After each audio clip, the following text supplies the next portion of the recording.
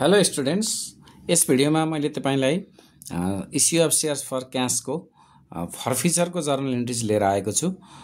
यो क्वेसनमा 5 मार्क्समा एक्जाममा सोध्दाखेरि चाहिँ रिक्वायर्ड नम्बर ए मा journal entries for allotment, required number B मा journal entries for first and final call अनि रिक्वायर्ड नम्बर सी मा जर्नल इन्ट्रिज फर फर्फिचर भनेर सोधेको छ।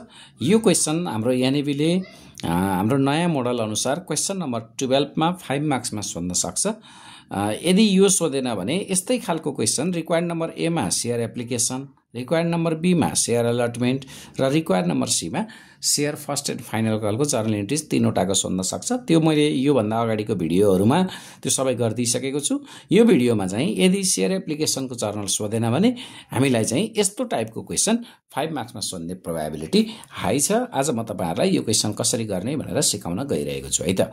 म क्वेसन पढ्न थाले। All limited company issued 10,000 shares at the rate ₹100 each payable as follows भनेको छ।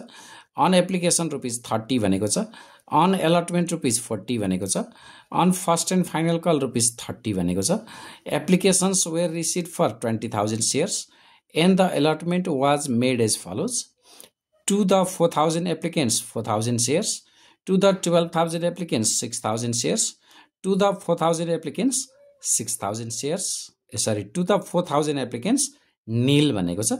Excess money paid on application were utilized towards the money due on allotment भनेको छ। A shareholder holding 200 shares failed to pay first and final call money भनेको छ, hence his shares were forfeited। Required मा journal entries for allotment, journal entries for first and final call, journal entries for forfeiture भनेको छ। यसमा share एप्लिकेसनको journal सोधेको छैन। यसरी पनि हामीलाई 5 मार्क्समा सोध्न सक्छ। अब हामीले के गर्ने त भन्दा यो भन्दा अगाडिका भिडियोहरुमा जसरी हामीले गिवन टिप्ने गर्थ्यौं, जसरी हामीले एनालिटिकल टेबल बनाउने गर्थ्यौं, त्यसै गरी गराउने। सबभन्दा पहिला इस्युड खोज्नुस्। ए लिमिटेड कम्पनी इस्युड 10,000 शेयर्स भनेको छ। तपाईले यहाँ माथिपट्टि इस्युडमा 10,000 शेयर्स भनेर लेख्दिनुस्। एट द रेट ₹100 इच भनेको छ, अफ ₹100 इच भइहाल्यो। त्यसपछि एप्लिकेसन रिसिप्ट खोज्नुस्। यहाँ एप्लिकेसन्स वर रिसिप्ट फर 20,000 शेयर्स भनेको छ, एप्लिकेसन रिसिप्ट 20,000 भयो। अब इस्युड र एप्लिकेसन रिसिप्टको डिफरेन्स भनेको 10,000 भयो, एक्सिस आइहाल्यो। त्यसपछि रिफन्ड खोज्नुस्। क्वेसनमा यहाँ नील शब्द दिएको छ। नील शब्द दिएपछि रिफन्ड हुन्छ। कति शेयरलाई भनेको छ? 4,000 एप्लिकेन्ट्सलाई भनेको छ। रिफन्ड भनेको 4,000 भयो। अब 10,000 एक्सिसबाट 4,000 रिफन्ड घटाइदिइसकेपछि एडभान्स भयो। म अलि चाँडो गइरहेको छु किनभने यो भन्दा अगाडिको भिडियोहरुमा मैले यसको बारेमा राम्रोसँग तपाईहरुलाई सिकाइसकेको छु। त्यसपछि यहाँ क्वेसनमा फेल टु पे लाई चाहिँ 200 शेयर्स दिएको छ। यो फेल टु पे 200 शेयर्स आयो भने त्यो के हुन्छ त? कल्स इन एरियर हुन्छ भनेर दिएको छ। हामीलाई क्वेसनमा चाहिने गिवन भनेको यति नै हो। यो क्वेसनमा हामीलाई कहीं पनि प्रिमियम पनि देखिएन, कहीं पनि डिस्काउन्ट पनि देखिएन। यस्तो खालको क्वेसनमा कहिले प्रिमियम राखेर पनि आउन सक्छ, कहिले डिस्काउन्ट राखेर पनि आउन सक्छ। त्यो पनि म यो क्वेसनको सोलुसन गरिदिइसकेपछि तपाईहरुलाई भनौला है त। अहिलेलाई भने यो क्वेसनको सोलुसनतिर जाउँ। अब शेयर एप्लिकेसनको जर्नल इन्ट्रिज हामीले बनाउनु परेन। दुईवटा जर्नल इन्ट्रिज, शेयर अलटमेन्टको दुईवटा जर्नल इन्ट्रिज बनाउने, शेयर फर्स्ट एन्ड फाइनल कलको दुईवटा जर्नल इन्ट्रिज बनाउने र शेयर फर्फिचरको एउटा जर्नल इन्ट्रिज गरेर 5 वटा जर्नल इन्ट्रिज बनाउनु पर्यो।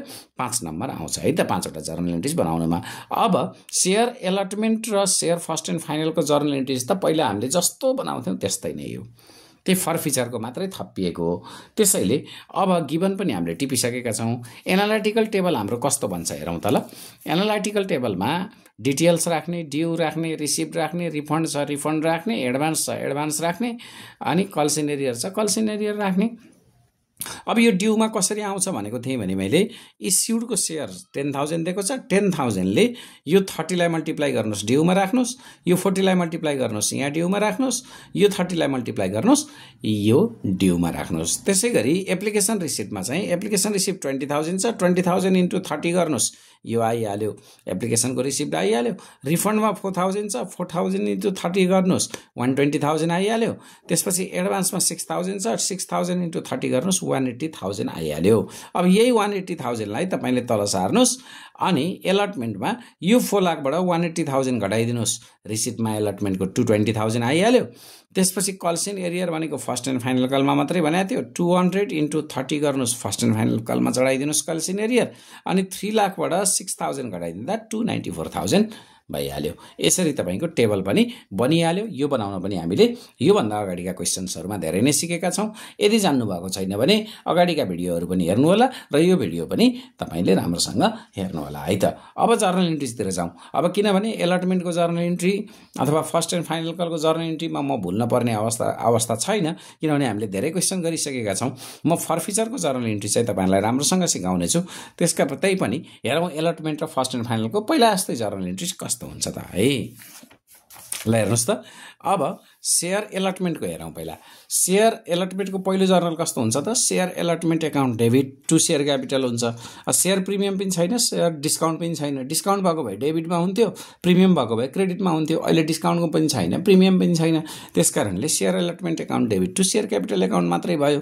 अनि न्यारेसनमा being share allotment money due. अब मैले यहाँ एमाउन्ट लेखेको छैन नि, तपाईहरुलाई सिकाउनको लागि मैले यहाँ एमाउन्ट नलेखेको हो। अब एमाउन्ट के लेख्ने भने यहाँ टेबलमा हेर्नुस् त, यो टेबलमा तपाईले अब एप्लिकेसन हेर्नै परेन है। बनाउन चाहिँ एप्लिकेसन नसोधे पनि बनाउनुस्, तपाईलाई सजिलो हुन्छ। अब अलटमेन्ट हेर्नुस् त, यहाँ अलटमेन्टको ड्यूमा कति छ, 4 लाख छ। तपाईले त्यसकारणले यो त मनी ड्यू हो, त्यसकारणले यहाँ डेबिटमा पनि 4 लाख चढाइदिनुस्, क्रेडिटमा पनि 4 लाख चढाइदिनुस्। अब प्रिमियम डिस्काउन्टको भएको भए तपाईले जान्नु भएकै छ कसरी गर्ने भन्ने कुरा। डिस्काउन्टलाई डेबिटमा राख्ने अनि त्यसपछि प्रिमियमलाई क्रेडिटमा राख्ने। अनि सेकेन्ड जर्नल कस्तो हुने भयो त, bank account debit. Bank account डेबिटमा हामीले के लेख्छौं त, अलटमेन्टको हो। यहाँ रिसिप्टमा कति छ त, 2,20,000 छ। यही 2,20,000 लेख्छौं यहाँ बैंक एकाउन्ट डेबिटमा, 2,20,000। त्यसपछि यहाँ पनि लेखिदिनुस् 2,20,000। यो पनि सकिहाल्यो।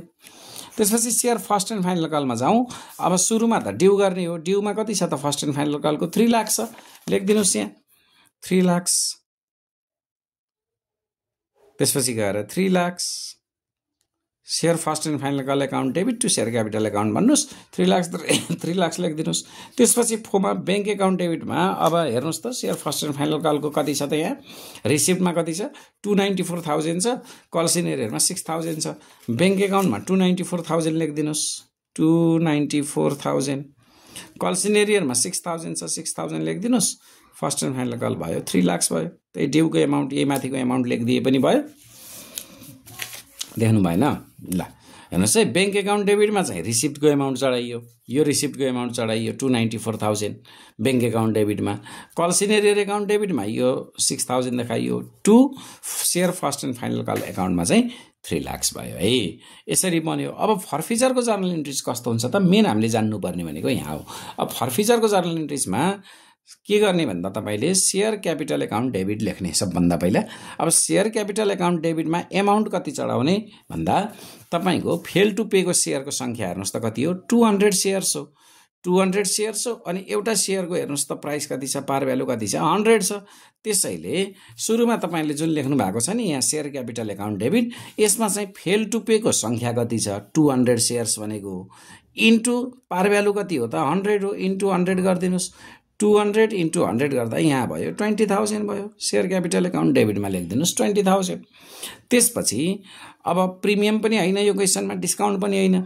यदि डिस्काउन्ट हुन्थ्यो भने तपाईले चाहिँ क्रेडिट साइडमा डिस्काउन्टलाई लेख्नु पर्थ्यो, to discount on share account भनेर चाहिँ क्रेडिटमा लेख्नु पर्थ्यो।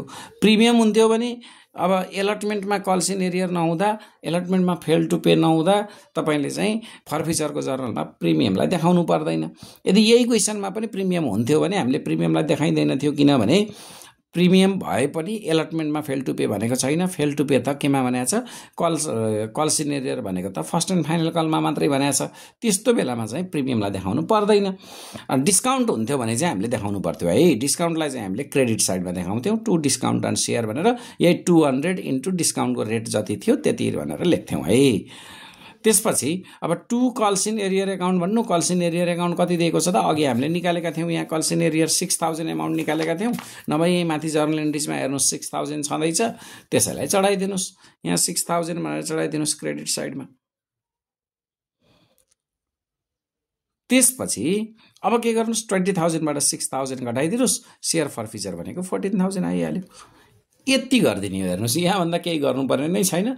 एउटा जर्नल हामीलाई एक्स्ट्रा सोधेको थियो फर्फिचरको, उता एप्लिकेसनको 2वटा जर्नल बनाउनु परेको थिएन। 2टा अलटमेन्टको पहिला जस्तै भइहाल्यो। फर्फिचरको जर्नलमा मेन सम्झनु पर्ने कुरा शेयर क्यापिटल एकाउन्ट डेबिट लेख्नुस्, कति हो फेल टु पे त्यो सेयरको सङ्ख्या इन्टु पार भ्यालु अफ सेयर मल्टिप्लाई गरिदिनुहोस्। त्यसपछि डिस्काउन्ट भएको भए 2 डिस्काउन्ट अन सेयर लेख्नुहोस्। यो क्वेसनमा त डिस्काउन्ट पनि छैन, प्रिमियम पनि छैन, त्यसकारणले सिधै 2 कल्स इन एरियर, अगाडि जति कल्स इन एरियर थियो त्यो कल्स इन एरियर लेखिदिनु।